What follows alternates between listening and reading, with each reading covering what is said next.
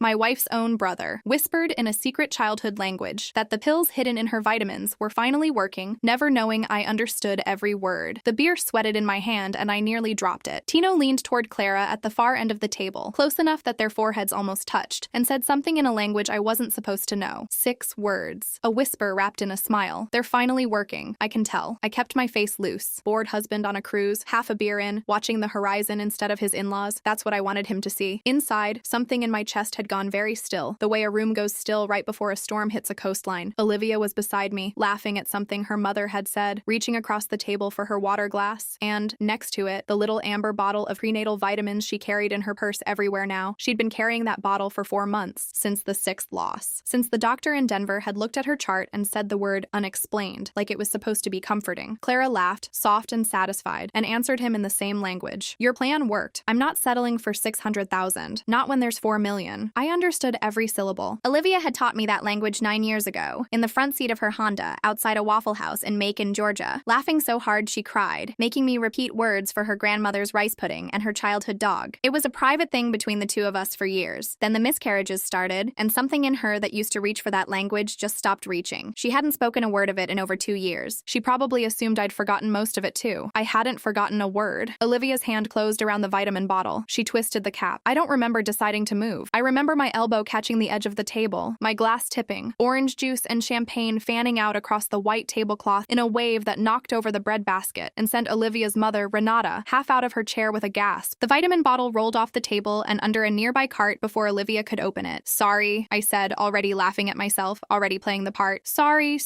I'm apparently one mimosa past my limit. Olivia swatted my arm, annoyed and amused in the way of someone who'd been married to a clumsy man for 9 years and had made her peace with it. A waiter swept in with towels. The moment passed the way spilled drinks always do on a cruise ship. Noisy, forgettable, gone in 90 seconds. Except I saw Tino's eyes track the bottle as it rolled under the cart. I saw him glance at Clara. I saw the flicker of irritation cross his face before he smoothed it back into the easy, golden retriever grin he wore for every camera and every relative at every family gathering since he was 19 years old. I picked up the vitamin bottle myself, dried it off with a napkin, and handed it back to my wife. Thanks, babe, she said, and slipped it into her purse without opening it. I smiled at her. Then I looked past her, at her brother, and for the first time in 9 years of marriage, I understood something about my family that I wish to God I didn't. I'm going to back up now, because you need to understand the shape of my family before you understand how close I came to losing my wife to her own blood. I'm 34. Olivia is 32. We met at a mutual friend's engagement party in Charlotte 11 years ago, when I was 23 and broke and working 2 jobs to finish a business degree, and she was a 21-year-old nursing student who laughed at my terrible jokes because, she told me later, nobody else in the room was even trying to be funny. We married 4 years after that, on a Saturday in October, in her parents' backyard in Asheville, North Carolina. Under string lights her father had spent 3 weekends hanging. Olivia's family has money. Not new money, not flashy money. The quiet, old, real estate and mineral rights kind of money that goes back 3 generations to her great-grandfather, a man named Halvard Meunier who bought up half of a small mountain town in the 1950s before anyone knew there'd be a ski resort built on it. That fortune passed down through Olivia's grandfather, Anton Meunier, who by the time I met the family was 81 years old, sharp as a blade, and worth just north of $11 million.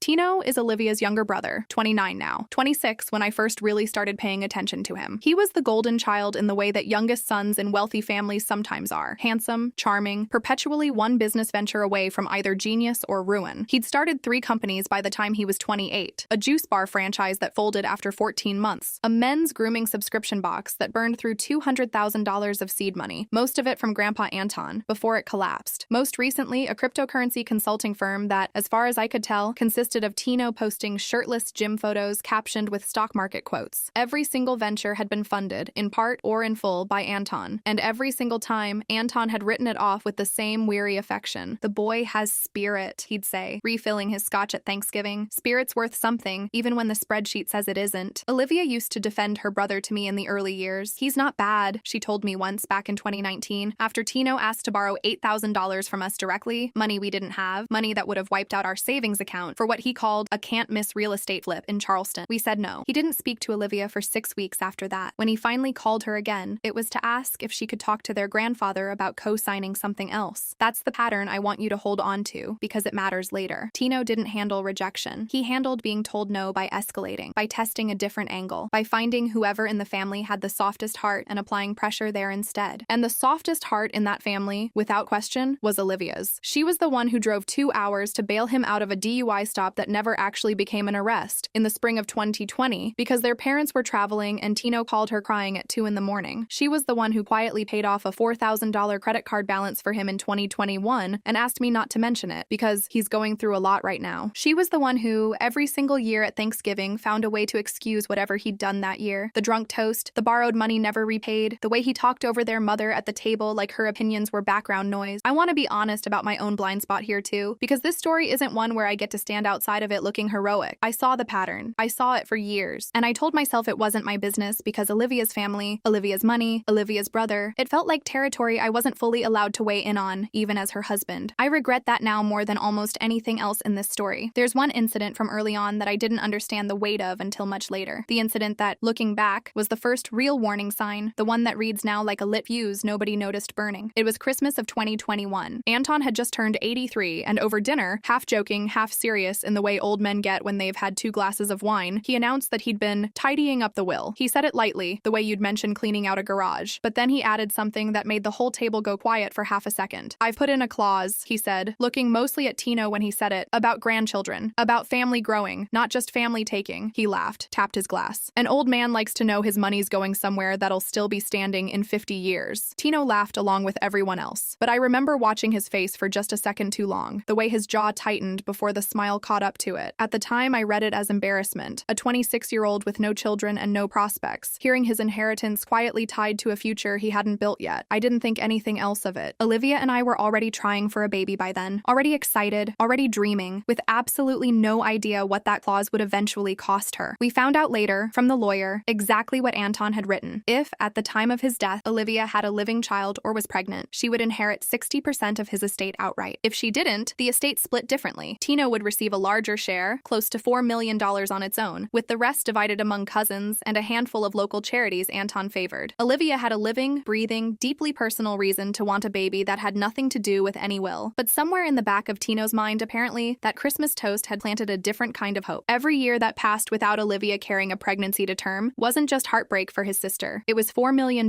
slowly, agonizingly, becoming his instead. I didn't know that yet, standing at that Christmas table in 2021. I just remember the strange, cold flicker in Tino's eyes, and how quickly I let myself forget it. The miscarriages started in March of 2022. The first one was early, 7 weeks, and the doctor told us it was common, that a huge percentage of first pregnancies end this way, that we shouldn't read too much into it. We grieved quietly and tried again in June. That one made it to 11 weeks before the bleeding started on a Tuesday morning while I was at work. Olivia called me from the bathroom floor of our house, and I drove home so fast I got a speeding ticket I never told her about. Tino showed up 2 days later with a bouquet of grocery store flowers and sat with her for an hour, and I remember being grateful to him, genuinely grateful, the way you're grateful to anyone who shows up for the person you love when they're in pain. He held her hand and told her it would happen when it was supposed to happen. He seemed in that moment like a good brother. The third loss was in October of 2022 at 9 weeks. The fourth was in February of 2023 at 6 weeks. By then, Olivia had started seeing a specialist, Dr. Anwen Reyes, a reproductive endocrinologist 2 hours away in Charlotte, and had been through every test the field could offer: chromosomal panels, thyroid panels, clotting disorder screenings, uterine imaging. Every single result came back normal. Unexplained recurrent pregnancy loss, Dr. Reyes finally told us, in a small beige office in April of 2023, happens to roughly 1 to 2% of couples trying to conceive. It's one of the cruelest phrases in medicine because it tells you nothing except that we don't have an answer. Tino was there for that appointment too, waiting in the parking lot with their mother, Renata, because Olivia had asked for family support that day. When we came out, he hugged her so hard she laughed despite herself. "We're going to figure this out," he told her. "Whatever you need, I'm here." I want to be clear about something. For most of this story, I don't think Tino was lying when he said things like that. I think, in a strange way, he meant it, the way a person can mean 2 contradictory things at once if they never have to look at them side by side. He loved his sister. He also, somewhere underneath that love, had started keeping score. The 5th loss, in August of 2023, was the hardest. Olivia was 14 weeks along, past the point doctors usually consider safe, far enough that we'd told a handful of people, far enough that she'd bought one small item, a pair of yellow socks with little embroidered ducks, that she kept in her nightstand drawer afterward, because she couldn't bring herself to return them or throw them away. She went into premature labor on a Sunday night. I held her hand in a hospital in Asheville while a doctor half my age told us gently that there was nothing anyone could have done. That was the night Olivia stood on our back balcony at 2 in the morning in October air cold enough to see her breath and screamed at the sky that her body was a graveyard. I remember standing behind her, not knowing whether to hold her or give her space, terrified of both options. Tino drove over at 3 in the morning when I called him, because I didn't know who who else to call. And I will never forget how he talked her down off that balcony railing she wasn't going to jump from, but was gripping like she wanted to fall. He sat with her until sunrise. He spoke to her partly in English and partly in that old childhood language, the one their grandmother had taught them both before she passed. Soft words I didn't understand at the time. And Olivia's shoulders slowly came down from around her ears. He saved me that night, she told me later. I don't know what I would have done without him. I believed her. I still believe that night was real. That's what makes everything after it so hard to hold in my hands at the same time. The sixth loss was in January of 2024, at 8 weeks. By then, Olivia had stopped announcing pregnancies to anyone but me, and eventually her brother. She trusted him with the earliest, most fragile news, before we even told her parents, because he'd been the one who talked her off that balcony. I didn't love that arrangement, if I'm honest. Something about it sat wrong with me, though I couldn't have told you why at the time. I told myself I was being petty, competitive with my own brother-in-law over who my wife confided in first. I let it go. The seventh loss was in May of 2024, 9 weeks. By then, Olivia had developed a ritual. She took her prenatal vitamins every single night, whether she was actively pregnant or not, because Dr. Reyes had told her it was good practice for whenever the next pregnancy came to have her body as prepared as it could be. That amber bottle became a fixture on her nightstand, a small act of hope, repeated every night, no matter how many times hope had failed her. It was somewhere around that seventh loss that I noticed something strange, though I didn't understand it yet, and it's the detail I need you to hold on to for later, because it becomes the whole spine of this story. Olivia mentioned, almost in passing, that Tino had started buying her vitamins for her. He said it's the least he can do, she told me one evening in June of 2024, holding up a fresh amber bottle with a pharmacy sticker I didn't recognize. He picked these up from some specialty place near his office, supposed to be better absorption or something. I remember thinking it was sweet. I remember thinking, even then, some small ugly thought scratching at the back of my mind that I didn't want to look at directly. Why would a 28-year-old man who couldn't hold down a business for longer than 14 months suddenly develop this level of attentiveness to his sister's prenatal supplement brand? I didn't say anything. Olivia was happy. She felt cared for. I told myself that was enough of a reason to keep my mouth shut. By July of 2024, we found out we were pregnant an 8th time. We hadn't told anyone, not her parents, not mine, not even Tino yet, because after 7 losses, Olivia had adopted a rule, 12 weeks of silence, no matter how hard it was to keep. We were 4 weeks along when Renata mentioned, out of nowhere, that Anton's health had taken a turn, and that the family lawyer wanted to schedule a formal reading of updated estate documents for early September, just to make sure everything's buttoned up while Dad's still sharp enough to walk everyone through it himself. 4 weeks. That gave Tino exactly 1 month to know, one way or another, whether his sister would walk into that reading pregnant or not. That's when Renata suggested the cruise. It was supposed to be a celebration for Anton's 85th birthday, 7 days on a ship called the Meridian Star, departing from Port Everglades, the whole extended family taking over a block of cabins on Deck 9. Anton would preside from a corner suite with a private balcony, holding court the way he always did. And everyone else, Olivia and me, Tino and Clara, Renata and Marcus, 2 of Olivia's cousins and their spouses, would spend a week eating too much and pretending the family was simpler than it was. Olivia didn't want to go, not 4 weeks pregnant and terrified of another loss, but Anton had specifically asked for her, and turning down an 85-year-old man's birthday request felt cruel in a way neither of us could justify. We packed our bags in late July and told ourselves we'd keep things low-key. No alcohol for her, early nights. We'd tell the family about the pregnancy once we hit 12 weeks, sometime mid-cruise if the timing lined up, or after we got home if it didn't. I want to walk you through the week itself now, because it unfolded in a series of moments that each felt, at the time, like the worst it could get. And each time, I was wrong. The first moment came on day 2, at the welcome dinner. Tino stood up with a glass of champagne, toasted his grandfather, and then pivoted, unprompted, into a speech about new beginnings for this whole family, looking directly at Olivia while he said it. It read, to everyone else at the table, like brotherly warmth. To me, watching his eyes flick toward her stomach and then away, it read like a man checking inventory. Olivia squeezed my hand under the table and smiled at him. I smiled too, and hated myself a little for not understanding yet why the smile felt so hard to hold. The second moment came on day 3. I overheard Tino on a phone call near the ship's rear deck, his voice pitched low but sharp, talking to someone about a $150,000 deposit on what he called a stake in the new fund, some cryptocurrency venture he'd apparently already half committed to, despite having, as far as I knew, nowhere near that kind of liquid money. It's basically locked in, he said. I've got a windfall coming, September latest. I remember standing very still by the railing, coffee going cold in my hand, doing the math I didn't want to do. September was the will reading. The third moment came on day 4, and this one Olivia saw too, so I didn't have to carry it alone. At the ship's poolside bar, drunk on 4 or 5 cocktails before noon, Tino got into an argument with a bartender over a mixed drink he claimed was made wrong. It escalated fast, Tino standing, voice rising, calling the young bartender incompetent, then pivoting into a rant, loud enough that half the pool deck turned to look, about how he was about to be worth more than this entire boat, and that people like the bartender should learn some respect while they still could. could. Security walked him back to his cabin. Clara trailed behind him, not upset, I noticed. Almost amused, filming a few seconds of it on her phone before pocketing it. He's stressed about work, Olivia said that night, defending him out of old habit, though I could hear something new and uncertain creeping into her voice. It's not like him to drink like that in the middle of the day. It's exactly like him, I almost said. I didn't. The fourth moment, the one that finally cracked something open in me, happened on day 5, the same afternoon of the spilled drinks at lunch. That morning, before the family lunch where I'd knock over the table, Olivia had woken up nauseous, gray-faced, gripping the edge of the bathroom sink. 5 weeks pregnant now. Morning sickness, real and ordinary, and under any other circumstances, something we'd have been quietly relieved about, since with the earlier losses, the sickness had sometimes meant the pregnancy was progressing normally. I stepped out into the hallway to give her privacy and nearly walked straight into Tino, standing outside our cabin door with his phone in his hand, texting. He startled when he saw me, shoved the phone in his pocket a beat too fast, and asked, with a casualness that didn't match the speed of that motion, how Olivia was feeling. Little seasick, I said, watching his face carefully now, the way you watch a poker opponent you finally started to suspect. Seasick, he repeated, and something crossed his expression that I can only describe as relief, laced with disappointment. Two emotions that don't belong together, but were somehow both there at once. Yeah, that'll happen. This water's been rough. He knocked on our door a minute later, ostensibly to check on his sister, holding a bottle of ginger ale from the Lido deck bar, just in case. Small gesture, thoughtful gesture. I thanked him and took the ginger ale and closed the door, and stood there in our tiny cabin holding a can of soda. I suddenly, inexplicably, did not want my wife to drink. That was the moment, if I'm being honest, that the first real cold thread of suspicion wound itself around my spine and refused to let go. 2 nights later was the toast at family dinner, table of 9, the whisper in the language I wasn't supposed to understand, and the beer sweating in my hand while my whole understanding of my wife's family rearranged itself in about 4 seconds. I didn't sleep that night. Olivia went to bed around 10, exhausted from the nausea, and I lay next to her in the dark, running the whole day back through my head, replaying that whisper over and over until I was sure I hadn't misheard it. There's a month left before Grandpa's will reading. If she's not pregnant by then, we split $4 million. I hadn't misheard anything. I'd learned that language too well, too long ago, in a Waffle House parking lot with a woman who trusted her brother more than almost anyone else alive. Around midnight, once Olivia's breathing had gone slow and even, I got up. I told myself I was getting water. I stood in our tiny bathroom holding her vitamin bottle under the light, turning it in my hands, and I hated myself for what I was thinking, because it felt insane. It felt like something out of a movie. It felt like an accusation I had no real proof for yet, just a whispered sentence in a language a jury would never take seriously as evidence of anything. But I thought about the specialty pharmacy sticker Tino had put on her bottle 2 months earlier. I thought about the windfall he'd bragged about on that call, the one due in September. I thought about the relief and disappointment look on his face outside our cabin door, and I thought about 7 babies we'd already lost. 7 times my wife had grieved something the rest of the world would never fully understand the weight of, and I decided that I would rather feel insane and be wrong than feel reasonable and be right too late. I found the ship's gift shop still open near the atrium, one of those overpriced boutiques selling sunscreen and seasickness bands, and tucked on a bottom shelf a small bottle of sugar-based breath mints shaped almost exactly like her prenatal capsules. Off-white, oblong, the right size. I bought them with shaking hands, feeling like a criminal, feeling like I might be about to destroy my marriage over a misunderstanding. Back in the cabin, working by the dim light of the bathroom, I emptied Olivia's vitamin bottle into a plastic bag and refilled it with the sugar pills, counting them out to match, sealing the bag with the original pills inside it, and hiding it in the lining of my suitcase. My hands did not stop shaking the entire time. If I was wrong about this, if those pills were exactly what the label said they were, I would never be able to explain to my wife why I'd secretly swapped out her prenatal vitamins in the middle of the night on a cruise ship. I decided I'd rather carry that risk alone than carry the alternative. I didn't tell her. I want to be honest about how badly that decision weighed on me and still does. After everything Tino had done for her on that balcony in October, after everything he represented to her as a source of safety in the worst nights of her life, I knew that telling her my suspicion, with nothing but an overheard whisper as proof, would either shatter her completely or make her defend him so hard she'd never speak to me again. I needed proof a jury, or at minimum her own eyes, could not argue with. I needed to watch and wait. At breakfast the next morning, Tino choked on his coffee when Olivia mentioned cheerfully that she was feeling steadier. That's great, he said, patting his chest, eyes darting toward Clara for half a second. Clara, buttering a piece of toast without looking up, muttered something under her breath in their language, low enough that only I understood it. Maybe we need to raise the dose. I kept eating my eggs. My hand was steady on the fork. Somewhere underneath the table, though, I had to press my knee hard against the leg of the chair just to keep from standing up and doing something I couldn't take back. At lunch, on the pool deck, Olivia grabbed her stomach mid-sentence and excused herself, blaming bad sushi from the night before. I watched Tino's face carefully. I watched him lean toward Clara, fist bump her under the table like two people closing a business deal, and murmur 4 words in that private language while my wife walked, doubled over, toward the nearest guest restroom. We're going to be rich, baby. I sat there with my water glass in my hand, watching my brother-in-law celebrate what he believed was the end of his sister's pregnancy, and I understood with total clarity that whatever proof I still needed, whatever plan I still had to build, I had exactly one job left on this cruise: make sure he never found out I already knew. Quick pause from the story. If you enjoy these stories, consider taking a listen to our Spotify show, linked in the description, for early access to new stories in better audio quality. Now back to the video. The fifth step came that same afternoon, and it was the one that finally made the rest of the ship, not just me, start to see what I'd been watching all week. Tino had been drinking since the pool bar incident 4 days earlier hadn't fully stopped, if I'm honest, only paused for meals and slept off in short bursts. By 4 o'clock that afternoon, at the ship's main buffet, he was loud in the specific way drunk men get loud when they've decided the whole room exists to witness their importance. He cornered one of the buffet staff, a young woman refilling a chafing dish of shrimp, and informed her that he was about to own this whole cruise line, every ship in the fleet, and that she should enjoy her job while she still has one. When his father, Marcus, tried to steer him away, Tino shrugged him off hard enough that Marcus stumbled back a step into a dessert cart. "I signed a $150,000 membership this morning," Tino announced to the room at large, to no one in particular, to everyone. "Founding member, lifetime perks. You people have no idea who you're serving." I found out later, from Clara herself, that the membership was real. A cruise line loyalty tier he'd purchased that morning, drunk off the back of a sales pitch from an onboard concierge, using a credit line he did not have the assets to support.